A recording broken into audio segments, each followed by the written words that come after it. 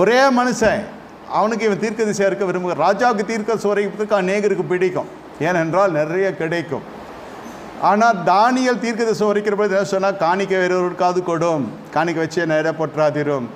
சோதோம் கொமோரோ பட்டணத்தில் இந்த சண்டை வருகிற பொழுது சோதோம் ராஜாவை பார்த்து ஆபிரகாம் சொல்லுகிறார், பொருட்களை வேறொருக்கு கொடும், என்னோடு கூட வந்த வாலிபர்களுக்கு மட்டும் ஏதாவது கொடும், எனக்கு எதுவும் வேணாம், வானத்தையும் பூமியும் படைத்த கர்த்தர் என்னை ஆசீர்வதிக்க வல்லவர்.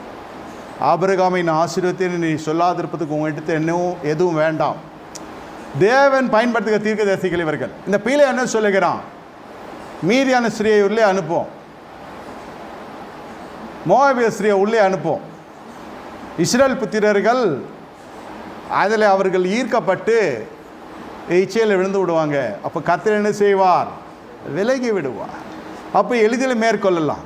ஏனென்றால் இவர்கள் ராஜ ஜெய கம்பீரம் உள்ளவர்களாக